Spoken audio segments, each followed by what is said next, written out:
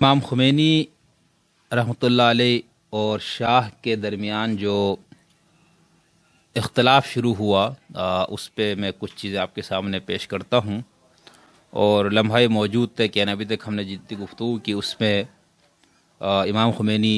ایک بہت زیادہ معروف شخص نہیں تھے اس وقت، اور مراجی میں بھی ان کا کوئی مقام نہیں تھا، ابھی مرجع تقلید نہیں ہوئے تھے، اور ابھی ہم آگے بتائیں گے ان کے اوپر اعلان جو کیا گیا۔ تو لیکن سیاست میں اب امام خمینی کا نام آنا شروع ہوا، اور شاہ ایران جو اس وقت موجود تھا اس کے ساتھ امام خمینی کے جو اختلافات شروع ہوئے، اور پھر اس کے بعد ان کو گرفتار کیا جاتا ہے، اور پھر اس کے بعد ان کو ملک بدر کیا جاتا ہے۔ تو اس ملک بدری سے پہلے ایسے کیا نکات تھے جن کے اوپر امام خمینی کا اور شاہ کا آپس میں اختلاف ہوا تھا؟ تو تاریخ کی کتابوں میں، انقلاب کے حوالے سے لکھی گئی کتابوں میں تین چار نکات ملتے ہیں، کچھ تفصیل کے ساتھ اور کچھ اختصار کے ساتھ، جہاں پر شاہ اور امام خمینی کا اختلاف جو ہے وہ شدت اختیار کر گیا یا ابتدا۔ تو ابتدائی جو اس کا ایک پروفیسر ڈاکٹر مرزا عسکری حسین صاحب نے اپنی کتاب جو کہ پی ایچ ڈی کا مقالہ بھی ہے، انقلاب اعلان کے اثرات، اس کے اندر بھی اس پہ بات کی ہے کہ ابتدائی جو اختلاف ہوا یا جس پہ امام خمینی کا نام سامنے آیا، تو وہ کہتے ہیں کہ قم میں شراب خانہ کھولنے کی حکومت نے کوشش کی، تو وہاں کے علماء اور طلباء نے اس کی مخالفت کی اور مزاحمت کی، تو جس کی وجہ سے پھر امام خمینی نے کھل کے اس کی حمایت کی۔ تو کہتے ہیں اس مقام پہ پھر امام خمینی کا نام سامنے آتا ہے، اور اس طرح سے امام خمینی جو ہے وہ ایک لحاظ سے ایک ایسی پہلی جاندار تنقید یا جس سے وہ نگاہوں میں آ گئے، تو وہ یہ بتایا جاتا ہے۔ اور اس کے بعد پھر شاہ نے جو ہے ایران کے اندر جدیدیت لانے کی کوشش کی، اور اس جدیدیت کو لانے کی کوشش میں کچھ آئینی ترامیم وغیرہ بھی کی گئی، کچھ اس طرح کے اصلاحاتی ایجنڈے دیے گئے، جس کے اندر یہ نظر آتا تھا کہ شاہ جو ہے وہ وہاں کے مذہبی حلقوں کے جو تحفظات ہے یا مذہبی جو علماء ہے ان لوگوں کے جو اعتراضات وغیرہ اس کو ملحوظ خاطر نہ رکھتے ہوئے کچھ ایسے پروگرام اس نے متعارف کرانے کی کوشش کی شاہ صاحب نے، شاہ آف ایران نے، جس کی وجہ سے علماء کے حلقے میں بے چینی پھیل گئی، اور امام خمینی نے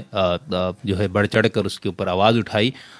جدیدیت کی مخالفت میں۔ ایران کے اندر جو بقول علماء کے یا ان کے جو ورلڈ ویو ہے اس کے مطابق جو کہ خلاف اسلام چیزیں تھیں، تو اس کی مخالفت کی گئی، اور اس میں سے ایک آئینی ترمیم پیش کی گئی تھی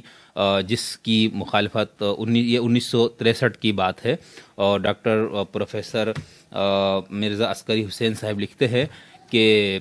صفحہ نمبر 37 پر، محمد رضا پہلوی نے امریکی CIA کی مدد سے تخت پر دوبارہ قابض ہوتے ہی اسلام دشمنی اور مغرب سے وفاداری کے اظہار کے لیے، اب یہ ان کے اپنے کہنا ہے ان کا، ٹھیک ہے، ہم دیکھیں گے وہ ایسی کیا چیزیں تھیں، انتہائی جارحانہ انداز اختیار کیا۔ اس نے مسلمانوں کو کچلنے کے لیے یہودیوں اور بہائیوں کو آگے لانا شروع کیا۔ 1963 میں سینٹ اور اسمبلی کی غیر موجودگی میں بادشاہ کی کٹھ پتلی کابینہ نے وزیر اعظم اسد اللہ عالم کی زیر صدارت منعقد ہونے والی ایک میٹنگ میں قانون انتخاب میں ایک ترمیمی بل کے ذریعے مندرجہ ذیل امور کی منظوری دے دی۔ سرکاری اداروں میں قرآن مجید کے بجائے آسمانی کتابوں پر حلف لیا جائے گا، عورتوں کو ووٹ دینے کا حق ہوگا، اور پارلیمنٹ میں نشستوں کی بھی حقدار ہوں گی، غیر مسلم افراد کو انتخاب میں امیدوار ہونے کا حق ہوگا۔ اب اس کے اندر یہ جو بات پہلی ہے کہ قرآن کے بجائے آسمانی کتابوں پر، تو یعنی کہ جو جس مذہب کا ماننے والے وہ اپنی مذہبی کتاب پہ حلف اٹھائے، تو ایک تو یہ چیز تھی، اور دوسرا عورتوں کو ووٹ کا حق دینے، یعنی اس وقت تک عورتوں کو ووٹ دینے کا حق موجود نہیں تھا ایران میں، اور تیسرا غیر مسلم افراد کو انتخاب میں امیدوار ہونے کا حق، ٹھیک ہے۔ تو یہ لکھتے ہیں کہ بظاہر تو یہ دفعات بڑی دل خوش کن تھیں، جدید اذہان جو لادینیت کے علمبردار اور مذہبی عقائد و حالات کو فرسودہ اور رجعت پسندانہ قرار دیتے تھے، تو وہ ان شقوں کی ضرور حمایت کرتے۔ نیز یہ قدم اس لیے بھی اٹھایا گیا کہ ایرانی قوم کو رجعت پسند اور ترقی پسند یا بنیاد پرست اور اعتدال پسند میں تقسیم کر دیا جائے۔ پھر انہوں نے اس پہ تفسیر کیا ہے، اور پھر یہ بتایا کہ امام خمینی نے اس موقع پہ کہا کہ جس ملک میں مردوں کو آزادی میسر نہ وہاں عورتوں کو آزادی دینے کا مطلب ہی کیا ہو سکتا ہے؟ تو یہ ایک پوائنٹ ہے یا دوسری جگہ ہے، دوسرا مقام ہے جہاں پر امام خمینی سامنے آتے ہیں، اور اسی چیز کی کو بیان کرتے ہوئے محمود طلوعی صاحب جو ہے وہ انہوں نے اپنی کتاب داستان انقلاب ایران نے بھی اس کے اوپر بات کی ہے، اور ان کا یہ کہنا ہے کہ یہ وہ بنیادی پوائنٹ یا بنیادی جگہ تھی جہاں پر امام خمینی اور شاہ میں اختلاف شدید ہوا۔ میں اس کتاب سے بھی ایک مختصر سے اقتباس آپ کے سامنے پیش کرتا ہوں۔ محمود طلوعی صاحب اپنی کتاب میں لکھتے ہیں، جس کا اردو ترجمہ ظفر علی خان نے کیا ہے، وہ لکھتے ہیں یہ پورا پس منظر دینے کے بعد، یعنی یہ جو آئینی ترمیم اور یہ ہوا، اس حکم نامے میں جس متن کا ذکر ہے اور جو اخبارات میں شائع ہوا، اس میں پہلی بار عورتوں کو رائے دہی کا حق دیا گیا، اور منتخب ہونے والوں اور منتخب کرنے والوں کی شرائط میں اسلام کی پابندی، مسلمان ہونے کی شرط حذف کر دی، اور انجمنوں کے لیے منتخب ہونے والوں کے لیے حلف برداری کے رسم میں قرآن کی بجائے آسمانی کتابوں کی قسم رکھ دی گئی۔ آیت اللہ خمینی اور شاہ کے درمیان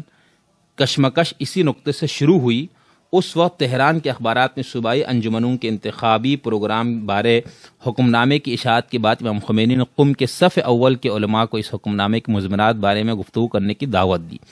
کچھ دیر بعد قم کے علماء کی میٹنگ مرحوم حاجی شیخ عبد الکریم حائزی کی رہائش گاہ پر منعقد ہوئی۔ اس جلسے میں شرکت کرنے والوں میں آیت اللہ زادہ حائزی کے علاوہ حاج آقا مرتضیٰ جو میزبانی کے فرائض ادا کر رہا تھا، امام خمینی اور آقائے گل پائیگی اور شریعت مداری تھے۔ اس اجلاس میں فیصلہ ہوا کہ علماء اسلام کی مذکورہ حکم نامے کی مخالفت کے لیے اس کی فوری تردید کے بارے میں ایک پیغام تار کے ذریعے ارسال کیا جائے۔ امام خمینی کی اس ٹیلی گرام بارے تحریک سے متعلق مطالعے اور تجزیے کے لیے اس کا عکس نیچے پیش خدمت ہے۔ انہوں نے طلوعی صاحب نے اس کے اوپر بہت تفصیل کے ساتھ اس کے اوپر بات کی ہے، اس پر تبصرہ کیا ہے۔ اس کے علاوہ انہوں نے صفحہ نمبر 240 سے آگے بہت طویل ایک جو ان کا حصہ ہے کتاب کا، اس کے اندر انہوں نے شاہ بمقابلہ مذہبی پیشوا، تو اس کے اندر یہ بتایا کہ کس طرح سے کشمکش شروع ہوئی۔ تو چونکہ علماء میں اس مرحلے پہ اس طرح کی جگہوں پر امام خمینی زیادہ کھل کے بات کر رہے تھے، ان چیزوں پہ تنقید کر رہے تھے، تو یہ دوسرا نقطہ اختلاف ہے جہاں پر شاہ اور امام خمینی میں کشمکش کی ابتدا ہوتی ہے۔ اس کے بعد تیسرا جو مرحلہ ہے یہ اختلاف کا یا جھگڑے کا، وہ ہے انقلاب سفید کی مخالفت، یعنی شاہ آف ایران نے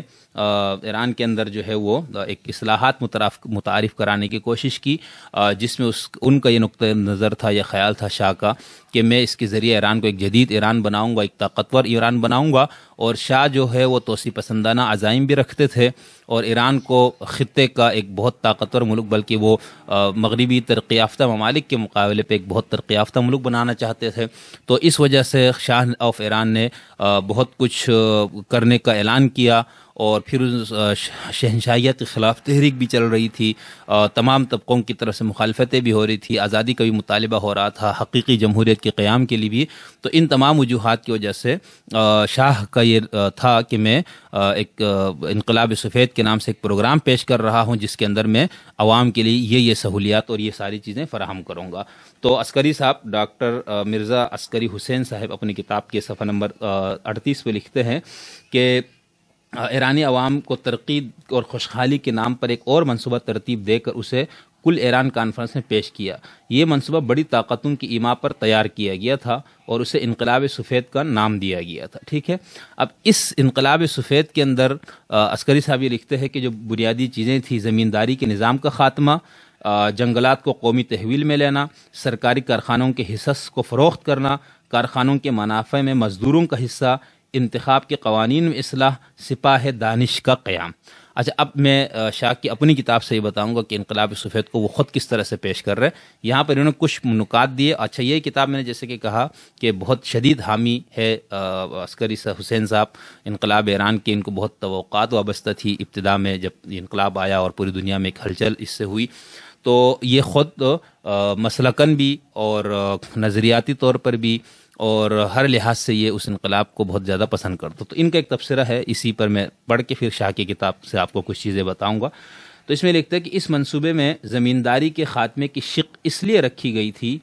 تاکہ اوقاف اور حکومت کے مخالفین کی زمینوں پر قبضہ کر لیا جائے اور دینی مدرسوں اور دیگر مذہبی اداروں کو مالی طور پر اتنا کمزور کر دیا جائے کہ وہ ہمیشہ کے لیے بند ہو جائیں۔ انتخابی قوانین میں اصلاح کا مقصد تھا کہ مسترد شدہ منصوبہ کو دوبارہ بروقار لایا جائے۔ سپاہ دانش کا قیام جاسوسی کے لیے عمل میں لایا گیا تھا، جو بعد میں اس کی سرگرمیوں سے ثابت بھی ہو گیا۔ تو اس کے اوپر بھی شدید مظاہرے ہوئے، امام خمینی نے اس پہ اقتدار علماء کو روانہ کیا، اور اس سے بھی ایک یہ دوسرا بہت اہم نقطہ تھا جس کے اوپر امام خمینی جو ہے وہ پھر عوام کی نظروں میں آ گئے اور بہت زیادہ ان کی پذیرائی شروع ہو گئی، اور جس انداز سے وہ کھل کر حکومت کی پالیسیوں پر یا شاہ کی کے دیے ہوئے منصوبوں پہ وہ تنقید کر رہے تھے، تو جو پہلے سے لوگ تنگ تھے، جو تحریک چلا رہے تھے، تو ان کو ایک مزید ایک ایسی زبان مل گئی، ایک ایسا شخص مل گیا جو کھل کے ان چیزوں پہ بات کرنے والے تھے۔ تو یہاں پر بھی امام خمینی کا نقطۂ نظر جو ہے شاہ سے بالکل مخالف تھا، اور امام خمینی جو ہے وہ مذہبی طبقے کی نمائندگی کرتے ہوئے یہ ساری باتیں کر رہے تھے۔ یہاں پر میں آپ کے سامنے انقلاب سفید کے حوالے سے کچھ چیزیں بتاؤں گا جو شاہ آف ایران نے اپنی آپ بیتی کے اندر اس چیز کو تحریر کیا ہے۔ شاہ جو ہے وہ اپنی کتاب، جو ان کی کتاب چھپی ہے اردو میں، اس کا ترجمہ فکشن ہاؤس سے اس کو شائع کیا گیا ہے، شاہ ایران کی شاہ بیتی کے عنوان سے، ولادت سے لے کر انوار السادات کے مصر میں پناہ لینے تک۔ تو اس کے اندر انہوں نے ایک پورا باپ اس پہ دیا ہے کہ انقلاب سفید جو ہے وہ ہے کیا۔ وہ ایک تعمیر کا اور ترقی کا ایک پورا ایک سنہرا ایک خواب کے طور پر انہوں نے پیش کیا ہے۔ تو اس کے اندر یہ لکھتے ہیں کہ ہم نے جو انقلاب سفید کا جو تصور دیا، یا اس میں جو منصوبہ ہم نے پیش کیا، اس کے اندر ہم نے کیا کیا چیزیں رکھی۔ اس سے پہلے انہوں نے اپنے والد کے دور کا بتایا، اور اس میں وہ یہ کہتے ہیں کہ 1942 کے اوائل ہی میں، حالانکہ اس وقت جنگ عظیم زوروں پر تھی اور ہمیں کچھ اندرونی مسائل کا بھی سامنا تھا، یہ ابتدا بالکل جب یہ بادشاہ بنتے ہیں، ہم نے اپنی قوم کے بنیادی امراض زوال کے بنیادی اسباب کو جڑ سے اکھاڑ پھینکنے کا عزم کیا، اور اس کے لیے منزل 5 مقاصد اپنے سامنے رکھے: ہر شخص کے لیے روٹی، ہر شخص کے لیے مکان، ہر شخص کے لیے کپڑا، ہر شخص کے لیے صحت، ہر شخص کے لیے تعلیم۔ اب یہ کہتے ہیں کہ ہم ان چیزوں کو حاصل نہیں کر سکے۔ پھر اس کے بعد آگے لکھتے ہیں، مندرجہ مذکورہ بالا 5 بنیادی مقاصد کو سامنے رکھتے ہوئے ہم نے درجہ بدرجہ مرحلہ وار تھوڑا تھوڑا کر کے اپنے پروگرام کو مزید آگے بڑھانے کی پوری کوشش کی۔ ہر مرحلے پر حقیقی اور فوری ضروریات کی ترجیحات کا خیال رکھا۔ ہوتے ہوتے 1975 تک انقلاب سفید کے مندرجہ ذیل 19 اصول وقت کے ساتھ ساتھ مرتب ہوتے چلے گئے۔ زرعی اصلاحات، زمین اسی کی جو کاشت کرتا ہے، جنگلوں اور چراگاہوں کو قومی ملکیت میں لینا، سرکاری کارخانوں کو بے نام اور لاشخصی کمپنیوں میں بدلنا، کمپنی کے منافع میں کارکنوں کا حصہ، انقلابی قوانین کی اصلاح، عام بالغ رائے دہندگی کا حق اور بالخصوص خواتین کے لیے، سپاہ دانش کے قیام جو دیہات میں تعلیم بالغاں کو عام کرے، سپاہ صحت، طلباء اور نرسوں کے دستے جو دیہات میں مفت طبی خدمات انجام دیں، سپاہ ترقی و تعمیر، زراعت اور دیہات اور قصبوں کو جدید بنانے کے لیے لازمی خدمت، ان تینوں مجموعوں کا نام سپاہ انقلاب رکھا گیا۔ دیہات میں پنچایت کا نظام، پانی کی بہم رسانی کا قومی مرکزی نظام، سپاہ ترقی و تعمیر کے اشتراک سے شہروں کی ترقی کا قومی منصوبہ، نظم و نسق کی اصلاح بالخصوص شعبہ تعلیم میں، 13ویں نمبر پہ زیادہ پیداوار والی بڑی کمپنیوں میں منافع 45% حصہ کارکنوں کا، اس مقصد کے لیے یہ حصہ سرکاری قرضے سے خرید کر کارکنوں کو دیے جائیں گے۔ 14ویں نمبر پر ہے صارفین کا تحفظ، قیمتوں پر کنٹرول عائد کر کے افراط زر کو روکنا۔ 15ویں نمبر پہ 8 سال کے بچوں کے لیے مفت لازمی تعلیم، ابتدائی تعلیم، اور جو بعد میں مملکت کی خدمت کا عہد کریں ان کے لیے ثانوی تعلیم اور یونیورسٹی تک کی تعلیم مفت۔ ضرورت مند ماؤں اور نومولود بچوں کے لیے 2 سال تک مفت خوراک۔ 17 تمام ایرانیوں کے لیے سوشل سیکورٹی اور پنشن کی سہولتیں۔ 18 زمین، فلیٹ اور کرایہ وغیرہ کی قیمتوں میں غیر معمولی اضافے کو روکنے کے لیے تخمین اور اسٹے پر پابندی۔ 19 رشوت اور بدعنوانیوں کے خلاف جنگ۔ لکھتے ہیں، یہ ایک خواب تھا، بہت مشکل اور کٹھن مقصد ہم نے اپنے سامنے رکھا تھا، لیکن ہم نے کیوں کر شروع کیا، لوگوں نے اس کو کیوں کر قبول کیا اور کیوں کر ہماری مدد کی، یہ ہم آگے چل کر دیکھیں گے۔ سب سے پہلے اور سب سے اہم تھی زرعی اصلاحات۔ پھر اس میں انہوں نے ہر ایک کو تھوڑے سی تفصیل سے بیان کرنے کی کوشش کی۔ تو یہ تھا انقلاب سفید کا پروگرام جو شاہ نے پیش کیا۔ اس میں سے کچھ شقیں تھیں جس میں مذہبی حلقوں کو مسئلہ تھا، اور امام خمینی نے اس کے اوپر سب سے زیادہ اس کے اوپر تنقید کی، اس کے ان شقوں کو، جس کا میں نے آپ کو ڈاکٹر مرزا حسین عسکری صاحب کی کتاب سے اشارہ کیا، اور اس میں سے 2 یا 3 شقیں جن کی طرف انہوں نے اشارہ کیا کہ وہ کیا چیزیں تھیں جس کی وجہ سے انہوں نے مخالفت کی۔ اس انقلاب سفید کا جو پروگرام تھا. اب ظاہر سی بات اس میں ساری چیزیں تو وہ نہیں جس کی مخالفت کی جا سکے یا کرے, ٹھیک ہے, ہر طبقے کا اس میں کوئی نہ کوئی مسئلہ, اب زمینوں کو نجی ملکیت میں دینے سے جاگیرداروں کو بھی مسئلہ ہو سکتا تھا, ہوا, اسی طرح علماء کو بھی اپنے مذہبی تناظر میں اس چیز سے مسئلہ ہوا. تو یہ وہ چیز تھی جس کے اوپر امام خمینی اور شاہ آف ایران کے اندر اختلاف جو ہے وہ شدت پکڑ گیا. اچھا, اب آخری جو وہ تھا جس کے اوپر امام خمینی جو ہے وہ پھر گرفتار ہوتے ہیں, نظر بند کر دیے جاتے ہیں, اس کا ان کو جلا وطن کیا جاتا ہے. یعنی وہ آخری اس اختلاف کا وہ آخری پوائنٹ کیا تھا جہاں پر پھر شاہ کی جو برداشت ہے وہ اس سے بات چیز باہر ہو گئی, اور اس نے پھر انتقامی کارروائی کی ابتدا کی. اور پھر اس کے بعد جو کچھ ہوا وہ تھا امریکیوں کے استثناء کا قانون, ٹھیک ہے. یعنی کہ شاہ نے یہ ایک قانون پاس کیا جس کے اندر یہ کوشش کی گئی کہ وہاں پر جو رہنے والے غیر ملکی ہے ان کو جو ہے نا قانونی استثناء ان کو کے لیے رکھا جائے. اس قانونی استثناء والے بل کو اور اس قانون کی بہت زیادہ تمام قوم پرستوں نے مخالفت کی, علماء نے مخالفت کی, ایک مجموعی طور پر اس کی مخالفت کی گئی. ظاہر سی بات ہے آپ اپنے ملک کے اندر آئے ہوئے ان لوگوں کو جو وہاں پر نوکری کی غرض سے ہے کمپنیاں چلا رہے, تو آپ ان کو ایک استثناء دیں گے, اور وہ قانون اس کو سیاہ قانون بھی کہا جاتا ہے, اس کی شدید امام خمینی نے مخالفت کی, جس کے بعد جو ہے وہ امام خمینی کو جلا وطن کر دیا گیا. تو اس کے اندر حسن یہ مرزا عسکری حسین صاحب کی کتاب سے میں تھوڑا سا پیش کرتا ہوں. شاہ ایران نے امریکہ کے اشارے پر 15 جنوری 1963 کو ایک بل سینٹ میں پیش کیا جسے 25 جولائی 1964 کو منظور کر لیا گیا. بعدہ ایوان بالا نے بھی اس کی توثیق کر دی, اور اس بل کے تحت امریکی قومیت رکھنے والے افراد یا ان کے متعلقین کو ایرانی قانون کی دسترس سے باہر کر دیا گیا. یعنی اگر وہ ایران کی سرزمین پر کوئی بھی جرم کرے تو ایرانی قانون انہیں سزا نہیں دے سکتا تھا. تو اس بل کی شدید مخالفت ہوئی, اور اس مخالفت کے نتیجے میں پھر شاہ نے ایک طاقت اور قوت کو استعمال کرنے کی کوشش کی, اور اس کے اندر امام خمینی کے لیے سزائے موت بھی ہو سکتی تھی, چونکہ بادشاہ تھا اور اقتدار اسی کے پاس تھا, اگرچہ اس کو دستوری کہا جائے اور ایک نظام پارلیمنٹ بھی موجود تھا سب, لیکن ظاہر سی بات ہے اس اثر انداز تو بادشاہ ہی ہوتا تھا ان سب چیزوں پہ. تو اب یہ ایک جگہ تھی یا ایک مقام تھا جہاں سے پھر امام خمینی کو ملک بدر کرنے کا فیصلہ کیا گیا. اب سوال یہ پیدا ہوتا ہے کہ باقی اس طرح کی آواز اٹھانے والے لوگ قتل کر دیے جاتے تھے, ساواک کی طرف سے ان کو اڑا دیا جاتا تھا, عقوبت خانوں میں ان کے ساتھ بہت خطرناک تشدد کا راستہ اختیار کیا جاتا تھا. تو امام خمینی جو ہے وہ ان کی جان کیسے بچ گئی؟ وہ اس حد تک شاہ آف ایران کی آنکھوں میں ایک کانٹا بن گئے تھے. تو اس کانٹے کو بجائے اس کے کہ بالکل مسل کے کچل کے ختم کر دیا جاتا, اس کو جلا وطن کیا, اور اس جلا وطنی کا امام خمینی کو اور پوری تحریک کو بہت فائدہ ہوا. تو اس کی وجہ جو ہے وہ کئی کتابوں میں اس کی لکھی ہوئی ہے. صلاح الدین صاحب کی کتاب جو ہے انقلاب ایران اس میں بھی ہے, اور یہاں پر انقلاب سے قبل انقلاب کے بعد عبد المجیب خان, تو انہوں نے اس کی ایک وجہ لکھی ہے, اور یہ معروف ہے, سب کو معلوم ہے. وہ لکھتے ہیں کہ 1963 میں جب آیت اللہ خمینی کو گرفتار کیا گیا تھا تو یہ تاثر عام تھا کہ انہیں موت کی سزا دے دی جائے گی, اور ان کے ساتھ جو دوسرے مذہبی رہنما گرفتار کیے گئے تو انہیں بھی طویل قید کی سزائیں سنائی جائیں گی. چنانچہ آیت اللہ خمینی کی جان بچانے کی غرض سے آیت اللہ شریعت مدار نے, یہ ان کا اپنے نام ذہن میں رکھنے, بعد میں انقلاب کے بعد پھر ان کا ایک برا ان کے ساتھ بھی سلوک ہوتا ہے. تو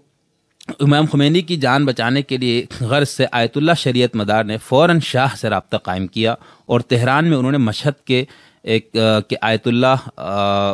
ملاوی, خوزستان کے آیت اللہ بہبانی, اور قزون کے آیت اللہ رفیع, ہمدان کے آیت اللہ اخون ہمدانی اور دوسرے ممتاز علماء نے ایک متفقہ بیان جاری کیا جس میں ان سب نے حکومت سے مطالبہ کیا کہ آیت اللہ خمینی مرجع التقلید ہے, اور ایک مجتہد کی حیثیت سے انہیں آئین کے تحت بھی خصوصی مراد حاصل ہے, لہٰذا انہیں فوراً رہا کیا جائے. ٹھیک ہے, تو یہ تھا, وہاں سے ایک فتویٰ آیا, علماء نے اس کو دیا کہ بھئی یہ مرجع تقلید ہے, مجتہد ہے, لہٰذا آپ اس کو سزا نہیں دے سکتے ان کو. تو اس طرح سے پھر امام خمینی کی جان بچی, لیکن شاہ نے پھر امام خمینی کو وہاں سے ملک بدر کر دیا, اور یہ بات 4 نومبر 1964 سے ایران سے ملک بدر امام خمینی کو کر دیا گیا. اور پھر امام خمینی کچھ عرصہ ترکی میں رہے, پھر وہاں سے عراق چلے گئے, جہاں سے انہوں نے بدستور شاہ کی مخالفت اور مذمت کی مہم کا سلسلہ جاری رکھا. تو یہاں میں ان ساری چیزوں کو تفصیل سے بتانے کا ایک تو مقصد یہ تھا کہ امام خمینی جو کہ اب اس تحریک کا ایک